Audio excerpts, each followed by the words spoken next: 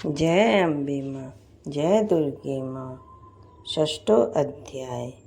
ऋषि बोले, देवी का यह कथन सुनकर क्रोध युक्त दूत ने दैत्यराज शुंभ के पास जाकर संपूर्ण कथा विस्तार पूर्वक सुना दी।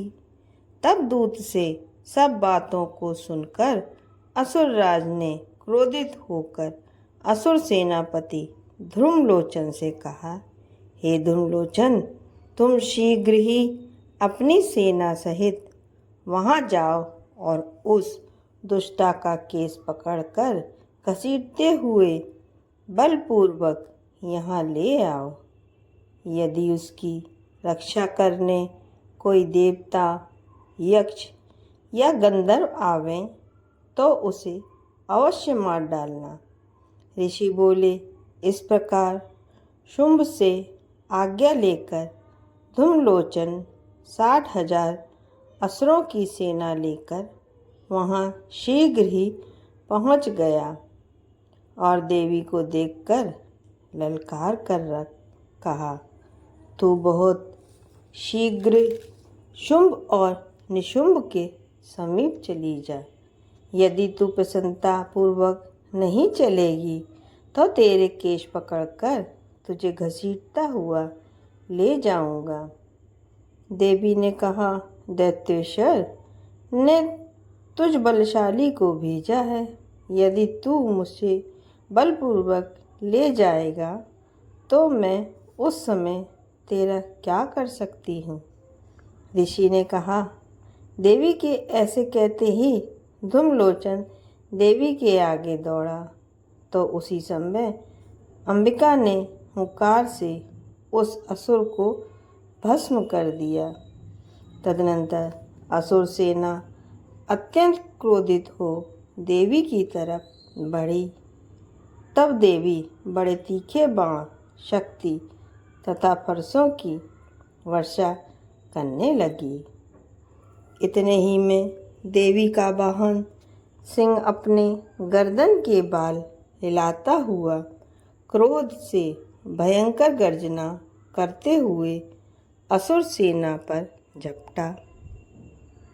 उसने कितनों को पंजों से, कितनों को मुख से तथा होठ या डांड से घायल करके मार दिया। उसने अपने नखों से कितने ही असुरों के पेट फाड़ दिए तथा पंजों की मार से कितने ही असुरों के शरीर से धड़ अलग कर दिया। कितने असुरों की भुजाओं और शिरों को काट डाला और अपने गर्दन के बालों को हिलाता हुआ कुछ दैत्यों के उदर को फाड़कर रक्तपान करने लगा। उस महाबली सिंह ने क्षण मात्र से असुरों की समस्त सेना को धराशायी कर दिया। शुंभ ने जब यह सुना कि देवी ने धूम्रलोचन को मार दिया है और उसके सिंह ने समस्त सेना को नष्ट कर दिया है तो उसके होठ क्रोध से फड़कने लगे और उसने चंडमुंड नामक महाअसुरों को आज्ञा दी, हे चंड, हे मुंड, तुम बहुत बड़ी शक्तिशाली सेना लेकर जाओ और वहाँ से तुम उस स्त्री के केस पकड़कर ले आओ। यदि वह न आवे और तुम्हें किसी प्रकार का संदेह हो तो उसे अपनी सेना सहित युद्ध कर उसकी हत्या कर देना और उस दुष्टा तथा उसके सिंह को मर जाने पर भी बांधकर शीघ्र मेरे पास ले आना। छठा अध्याय समाप्त। सप्तमो अध्याय। ऋषि बोले, तदनंतर शुभ की आज्ञानुसार चंड और मुंड चतुरंगणी सेना तथा संपूर्ण हथियारों से सुसज्जित होकर चल दिए और हिमालय पर्वत पर पहुंचकर उन्होंने सिंह पर स्थित देवी को मंद मंद मुस्काते हुए देखा। तब वे असुर धनुष और तलवार लेकर देवी की तरफ उसे पकड़ने को बढ़े। तब उन शत्रुओं को इस प्रकार देख अंबिका ने क्रोध किया तो भगवती का मुंह श्याम रंग का हो गया। उनकी टेढ़ी भौहें तथा माथे की सुकड़न से तत्क्षण ही उसमें से तलवार और पाश लिए चीते की चर्म की साड़ी तथा नरमुंड की माला पहने हुए विचित्र खड़ग धारण किए हुए भयानक शुष्क शरीर, हड्डियों का ढांचा व अति लंबे शरीर वाली जीभ को मुख से बाहर लपलपाते हुए भयंकर लाल लाल आँखें जो भीतर को धसी हुई थी, ऐसी भयंकर विकराल मुखी काली प्रकट हुई। उनके भयंकर शब्द से सभी दिशाएं गूंज उठी। वह देवी असुरों की सेना पर टूट पड़ी और असुरों को भक्षण करने लगी। पार्श्व रक्षक, अंशुधारी, महावत, योद्धा और घंटा सहित हाथियों को हाथ में पकड़ पकड़ कर मुंह में डाल लेती थीं। इसी प्रकार घोड़े, रथ तथा युद्ध करने वाले सारथी समेत योद्धाओं को पकड़ पकड़ कर मुख में डालकर दांतों से चबा रही थी। किसी के केशों को पकड़कर, किसी की गर्दन दबाकर, किसी को पांवों से कुचलकर, किसी को छाती से धक्का देकर मार दिया था। उन दैत्यों के द्वारा फेंके गए अस्त्र और महाअस्त्रों को अपने मुख में पकड़ दांतों से चबाकर चूर्ण कर डालती थीं। इस प्रकार दुष्ट आत्मा बड़े शरीर वाले असुरों की समस्त सेना में कितनों को तलवार, कितनों को खड़्गवांग से मारा और कुछ दैत्यों को दांतों के अग्रभाग से मार डाला। देवी द्वारा क्षण मात्र में ही असुर सेना का विनाश होते हुए देख चंड उस अति भयंकर नेत्र वाली काली के सम्मुख बड़ी शीघ्रता से आया और उसने महाभयंकर बाणों की वर्षा करके तथा मुंड ने हजारों चक्र फेंक कर भयंकर नेत्र वाली देवी को ढक दिया। काली देवी के मुख में प्रवेश करते हुए वे चक्र इस प्रकार सुशोभित हो रहे थे मानो बादलों में सूर्य के बहुतेरे मंडल प्रवेश कर रहे हों। तदनंतर अत्यधिक क्रोधपूर्ण हो भयंकर गर्जना करते हुए काली देवी ने विकट अट्टहास किया। उस समय मुख में दांतों की प्रभा से वे अति उज्ज्वल दिखाई पड़ती थीं। फिर देवी उठकर हूँ शब्द का उच्चारण करती हुई तलवार लेकर महादैत्य चंड के पीछे दौड़ती और उसके केश पकड़कर खड़क से सिर काट दिया। चंड को मरा देख मुंड भी देवी की तरफ दौड़ा तो क्रोध युक्त हो देवी ने उसे तलवार से मारकर धरती पर गिरा डाला। चंड और मुंड को मरा हुआ देखकर शेष बची हुई सेना वहां से भाग निकली। तत्पश्चात चंड और मुंड के सिर को लेकर काली देवी चंडिका देवी के समीप गईं और विकट अट्टहास करके बोली, महापशु असुर चंड मुंड का संग्राम में मैंने मार दिया। अब आप इस युद्ध यज्ञ में शुभ और निशुंभ को स्वयं मारना। ऋषि बोले, चंड और मुंड दोनों के सिरों को लाते हुए देख काली देवी से कल्याणकारिणी देवी मधुर शब्दों में बोली, हे देवी, तुम चंड और मुंड दोनों महाअसुरों को मारकर मेरे समीप ले आई हो। इस कारण आप संसार में चामुंडा देवी के नाम से विख्यात हो जाओगी। 7वां अध्याय समाप्त। 8वां अध्याय।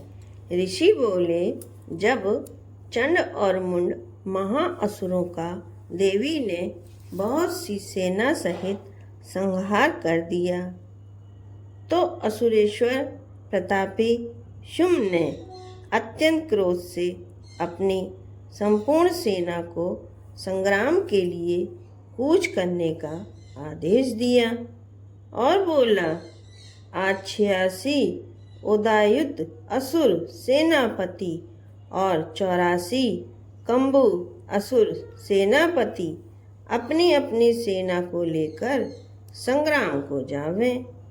कोटि वीर नाम वाले असुर के 50 कुल ध्रुव वंश में उत्पन्न हुए।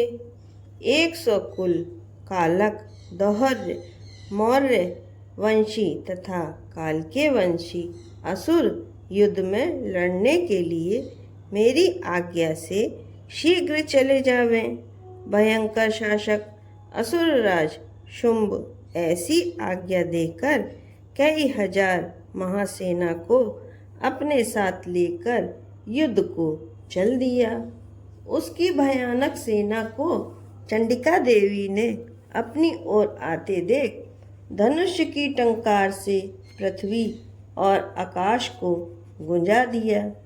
हे निप्र, तदनंतर सिंह ने भी भयंकर गर्जना की और चंडिका ने अपना घंटा बजाकर दूना शब्द कर दिया। धनुष की टंकार, सिंह की दहाड़ और घंटा बजने से इतना शब्द हुआ कि चारों दिशाएं गूंज उठीं। इस प्रकार के शब्द को सुनकर असुर सेना ने देवी, सिंह तथा काली को चारों ओर से घेर लिया। हे निप, इसी समय दैत्यों के संहार करने तथा देवताओं के कष्ट निवारण के लिए ब्रह्मा, शंकर, स्वामी कार्तिकेय, विष्णु तथा इंद्र आदि देवताओं के शरीर से शक्तियाँ उत्पन्न होकर उन्हीं के समान रूप, बल, पराक्रमक आभूषण और वाहन से युक्त होकर चंडिका देवी के समीप शीघ्र ही असुरों से युद्ध करने के लिए आई। हंस युक्त विमान में बैठकर रुद्राक्ष की माला पहने हुए, कमंडल लिए हुए ब्रह्मा की शक्ति आई, इसीलिए उनका नाम ब्रह्माणी हुआ। शिव जी की शक्ति वृषभ पर सवार होकर त्रिशूल को हाथ में लिए महानाग का कंकड़ और चंद्र रेखा से सुशोभित हो वहां आई। स्वामी कार्तिकेय की शक्ति कौम्बरी अंबिका देवी उन्हीं के समान स्वरूप धारण करके मोर पर बैठकर शक्ति लिए असुरों से युद्ध करने को वहां आई। भगवान विष्णु की शक्ति गरुड़ पर बैठकर शंख, चक्र, गदा, शाण, धनुष और खड्ग को हाथ में लिए वहां आई। यज्ञ 12 की शक्ति 12 ही सुंदर शरीर को धारण किए हुए वहां आई। नृसिंह भगवान की नारी सिंही शक्ति उनके समान शरीर धारण किए हुए वहां आई, जिनके गर्दन के केश हिलने से आकाश के संपूर्ण तारागण हिलने लगते थे। व्रज को लिए सहस्त्र नेत्रों वाली इंद्र की ऐन्द्रिय शक्ति ऐरावत हाथी पर सवार होकर युद्ध में आई। फिर देवी शक्तियों सहित चंडिका देवी से महादेवी जी ने कहा कि मेरी प्रसन्नता के लिए तुम इन असुरों का विनाश करो। तत्पश्चात देवी के शरीर से अत्यंत उग्र स्वरूप धारण किए हुए चंडिका शक्ति प्रकट हुई, जिसकी चिक्कार सैकड़ों गीदड़ों के समान थी। उस अपराजिता देवी ने ध्रुववर्ण जटा वाले शंकर जी से कहा हे भगवान, आप मेरे दूत बनकर अत्यंत गर्वीले शुभ, निशुंभ तथा अन्य असुर जो युद्ध करने के लिए वहां उपस्थित हैं, उनसे जाकर कहना कि हे असुरों, यदि तुम जीवित रहना चाहते हो तो पाताल लोक चली जाओ, त्रिलोक का राज्य इंद्र को दे दो और देवगणों को यज्ञ भाग का उपभाग करने दो। और अगर आपने बल के घमंड से युद्ध करना ही चाहते हो तो मेरे आगे आ जाओ। मेरी योगिनियाँ तुम्हारे शरीर का रक्तपान करके तृप्त होंगी। भगवती ने शिव जी को अपना दूत बनाकर भेजा था। इस कारण देवी का इस संसार में शुभ दूती नाम प्रसिद्ध हुआ। भगवान शंकर द्वारा देवी की बातों को सुनकर वे असुर अत्यंत क्रोधित हुए और जहाँ कात्यायनी देवी थी उनके पास गए और क्रोध में आकर देवी के ऊपर वाण, शक्ति तथा सृष्टि आदि की वर्षा की। असुरों द्वारा चलाए गए वाण, शूल, शक्ति और फारसा को देवी ने अपने बाणों से खण खण कर दिया और वह काली देवी शत्रुओं को अपने त्रिशूल से विदीर्ण करते हुए तथा खंगवाण से कुचलने लगी।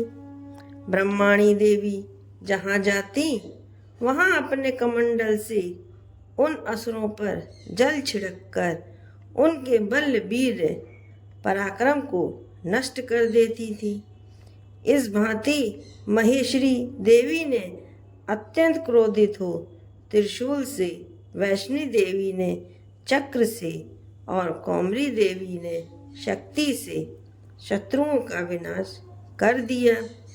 ऐन्द्री देवी के वज्र प्रहार से सैकड़ों दैत्य कट कट कर पृथ्वी पर गिर पड़े तथा उसके शरीर से रक्त बहने लगे। बाराही देवी ने अपने तुंड प्रहार से ही कुछ असुरों को नष्ट कर दिया। कुछ असुरों के वृक्ष स्थल को अपनी डालों के उग्र भाग से फाड़ दिया और कुछ को चक्र से काट कर पृथ्वी पर गिरा दिया। नरसिंही देवी अपने नखों से असुरों को फाड़ फाड़ कर चबाते हुए संपूर्ण दिशाओं को अपने घोर शब्द से परिपूर्ण करते हुए रणभूमि में विचरने लगी। शिवदूती देवी के विकट अट्टहास करने से व्याकुल होकर कितने असुर भूमि में मूर्छित होकर गिर पड़े। गिरते ही देवी ने उनको अपना ग्रास बना लिया। इस प्रकार मातृगणों के क्रोध से महाअसुरों का विनाश होते देख असुरों की सेना रणभूमि से भागने लगी और उनको इस प्रकार भागते हुए देख रक्त बीज नामक महाअसुर क्रोध युक्त होकर युद्ध स्थल में लड़ने आया।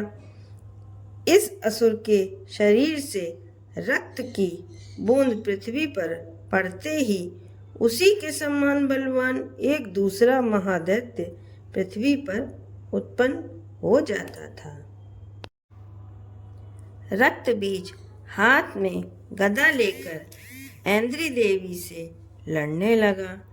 तब देवी ने वज्र से उस पर प्रहार किया।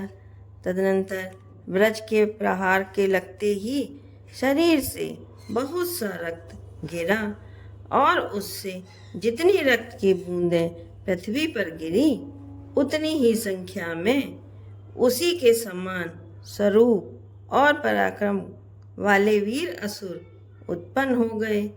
वहाँ संपूर्ण दैत्य तीक्ष्ण शस्त्रों की वर्षा कर मातृगणों के साथ घोर युद्ध करने लगे। फिर देवी ने वज्र प्रहार से उसका सिर काट दिया और उससे जो रक्त बहा उससे हजारों रक्त बीज दैत्य उत्पन्न हो गए। तब वैष्णवी देवी ने चक्र मारा और ऐन्द्री ने गदा मारा। वैष्णवी के चक्र से कटने पर उसके शरीर से जो रक्त बूंदें गिरी, उससे हजारों असुर उत्पन्न हो गए, जिनसे संपूर्ण विश्व व्याप्त हो गया। कौमरी ने शक्ति से, बाराही ने खड़ग से और महेश्वरी ने त्रिशूल से उसको मारा। उसे महाअसुर रक्त बीज ने क्रोध युक्त होकर समस्त मात्र शक्तियों पर गदा से पृथक पृथक प्रहार किया। तब शक्ति और त्रिशूल आदि के प्रहार से उसके शरीर से जो रक्त की धारा पृथ्वी पर गिरी, उससे सैकड़ों असुर उत्पन्न हो गए। इस प्रकार जब असुर के रक्त से उत्पन्न हुए असुरों से संपूर्ण विश्व व्याप्त हो गया, तो देवताओं को भय हुआ। देवताओं को दुखी देख चंडिका काली देवी से बोली, हे चामुंडे, तुम अपना मुख बड़ा करो और मेरे शस्त्र के प्रहार से मारे गए असुरों के शरीर से गिरे हुए रक्त से उत्पन्न महाअसुरों का आप भक्षण करो। इस प्रकार युक्त में रक्त से उत्पन्न असुरों का भक्षण करती हुई भ्रमण करोगी, तो उस असुर का संपूर्ण रक्त नष्ट हो जाएगा, और इस प्रकार आप उन असुरों का भक्षण कर लोगी तो अन्य नए असुर उत्पन्न नहीं होंगे। इस तरह काली देवी को समझाकर देवी ने रक्त बीज पर त्रिशूल से प्रहार किया और तत्काल रक्त बीज के रक्त को काली ने अपने मुख से पी लिया। उस समय चंडिका पर रक्त बीज ने गदा से प्रहार किया, परंतु देवी के ऊपर गदा के मारने से कुछ भी असर नहीं हुआ और उस घायल असुर के शरीर से रक्त गिरने लगा। उस रक्त को चामुंडा ने पीना प्रारंभ कर दिया और उससे उनके मुंह में असुर होने लगे। उन असुरों को चामुंडा खा जाती तथा रक्त पी जाती थी। तब देवी ने शूल, वज्र, बाण, तलवार, सृष्टि के प्रहार से रक्त बीज को मार डाला। हे नृप, इस प्रकार शस्त्रों के प्रहार से घायल और रक्त रहित होकर रक्त बीज पृथ्वी पर गिर पड़ा। हे राजन, उस रक्त बीज के पृथ्वी पर गिरते ही देवता अत्यंत प्रसन्न हुए और मातृ शक्तियाँ उन महाअसुरों को रक्त पी पी कर मदोमंद हो नृत्य करने लगी। 8वां अध्याय समाप्त। 9वां अध्याय। राजा ने कहा, हे भगवान, आपने रक्त बीज के वध से संबंध रखने वाला देवी का चरित्र मुझसे कहा। रक्त बीज के मृत्यु के उपरांत क्रोधित शुंभ और निशुंभ ने क्या किया, अब वह मैं सुनना चाहता हूँ। ऋषि बोले, हे नृप, रक्त बीज के सेना सहित मरने पर शुंभ और निशुंभ बहुत क्रोधित हुए। इस प्रकार अपनी बहुत सी सेना का विनाश होते हुए देख निशुंभ देवी के आगे दौड़ा। उसके साथ असुरों की प्रधान सेना थी और उसके आगे पीछे तथा पार्श्व भाग में बड़े बड़े असुर थे, जो क्रोध से होठ चबाते हुए देवी को मारने आए। वह महावीर शुंभ भी अपनी सेना सहित बड़े क्रोध से चंडिका देवी को मारने आया। तदनंतर देवी के साथ शुंभ और निशुंभ का भयंकर संग्राम हुआ और उन असुरों के मेघ की वर्षा के समान बाणों की वर्षा की। उनके द्वारा छोड़े गए बाणों को चंडिका ने अपने बाणों से काट दिया और अपने शास्त्रों की वर्षा कर उन असुरों को घायल कर दिया। निशुंभ ने तीक्ष्ण खड्ग तथा चमकती ढाल से देवी के सिंह के मस्तक पर प्रहार किया। देवी ने अपने वाहन को पिटता देख शुभ्र नामक तीक्ष्ण बाणों से निशुंभ की तलवार तथा अष्टचंद्र की ढाल को काट दिया। ढाल तलवार से कटते ही निशुंभ ने शक्ति चलाई तो देवी ने अपने चक्र से काट कर इसके 2 टुकड़े कर दिए। तदनंतर निशुंभ ने क्रोधित होकर देवी को मारने के लिए शूल को फेंका, परंतु देवी ने मुक्के से उसे चूर्ण कर दिया। फिर उसने गदा घुमाकर चंडिका पर फेंका, परंतु देवी ने उस गदा को त्रिशूल से भस्म कर दिया। तत्पश्चात निशुंभ को फरसा लेकर आते हुए देख देवी ने बाणों से मारा तो वह पृथ्वी पर गिर पड़ा। उस महान बलशाली निशुंभ को पृथ्वी पर गिरा देखकर शुंभ अत्यंत क्रोधित होकर अंबिका को मारने दौड़ा। वह उत्तम अस्त्र शस्त्रों से सुसज्जित बड़ी बड़ी 8 भुजाओं से समस्त आकाश को ढके हुए रथ पर बैठा हुआ था। देवी ने शुंभ को आते हुए देख खड़क नाद किया तथा धनुष की प्रत्यंचा से अति दूर सह शब्द किया। वह असुर सेना के तेज को नष्ट करने वाले घंटे का शब्द किया, जिसकी ध्वनि संपूर्ण दिशाओं में व्याप्त हो गई। तदनंतर हाथियों के महामद को चूर करने वाले सिंह ने भी अपने गर्जन से आकाश, पृथ्वी और समस्त दिशाओं को गुजा दिया। इसके बाद काली ने आकाश में उछलकर दोनों हाथों से पृथ्वी पर आघात किया, जिससे ऐसा भयानक शब्द हुआ कि पहले के समस्त शब्द शांत हो गए। फिर शिवदूती ने असुरों के लिए अमंगलजनक अट्टहास किया, जिसके सुनते ही संपूर्ण असुर थर्रा उठे तथा शुभ को बड़ा क्रोध हुआ। उस समय अंबिका ने कहा, रे दुरात्मा, खड़ा रहे। तभी आकाश में स्थित देवगण जय जयकार करने लगे। उस समय शुंभ ने अत्यंत भीषण अग्नि युक्त शक्ति छोड़ी, जिसे देवी ने अपनी महुलका नामक शक्ति से काट डाला। हे राजन, फिर शुंभ के सिंहनाद से तीनों लोग पूरित हो गया तथा व्रजाघात के सदृश ऐसा भयंकर शब्द हुआ कि जिसने सभी शब्द जीत लिए। शुंभ के छोड़े गए बाणों को देवी ने और देवी के छोड़े हुए बाणों को शुंभ ने अपने उग्र बाणों से हजारों टुकड़े कर दिए। फिर क्रोधित होकर चंडिका ने शुंभ को त्रिशूल से मारा, जिससे वह मूर्छित हो पृथ्वी पर गिर पड़ा।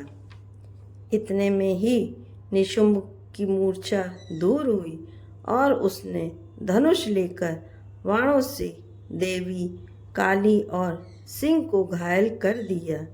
फिर उस असुरराज ने 10,000 भुजाएं बनाकर चक्रों व बाणों से देवी को आच्छादित कर दिया। तदनंतर भगवती दुर्गा ने क्रोध युक्त हो अपने बाणों से सब चक्रों तथा बाणों को काट डाला। फिर असुर निशुंभ बड़ी शीघ्रता से गदा लेकर देवी को मारने दौड़ा। आती हुई गदा को देख चंडिका ने उसे अपनी तीक्ष्ण धार वाली तलवार से काट दिया। फिर उसने त्रिशूल उठा लिया। देवताओं को दुख पहुंचाने वाले निशुंभ को शूल हाथ में लेकर आते हुए देख तत्काल ही चंडिका ने उनके हृदय में अपना शूल मार दिया। शूल से घायल होते ही उसके हृदय में एक दूसरा बलवान और पराक्रमी पुरुष ठहर ठहर कहता हुआ प्रकट हुआ। उसके प्रकट होते ही देवी ने हंसते हुए तलवार से उसका सिर काट दिया और वह भूमि पर गिर पड़ा। तदनंतर सिंह अपने तेज दांतों से असुरों को खाने लगा। उधर काली तथा शिवदूती भी अन्य असुरों को खाने लगी। कितने ही महाअसुरों को कौमरी ने नष्ट कर दिया तथा ब्रह्माणी ने मंत्रपूत जल से बहुत से असुरों को निस्तेज कर दिया। कितने ही असुरों को महेश्वरी ने त्रिशूल से धराशाही कर दिया तथा बाराही ने अपने तुक प्रहार से कितने असुरों को चूर चूर कर दिया। वैष्णवी ने चक्र से असुरों के खड़खड़ कर दिए। ऐन्द्री ने वृज से बहुतों को मार गिराया, किंतु असुर तो मारे गए। कुछ संग्राम के भय से ही मर गए तथा कुछ काली, सिंह तथा शिवदूती के ग्रास बन गए। 9वां अध्याय समाप्त। जय दुर्गे माँ।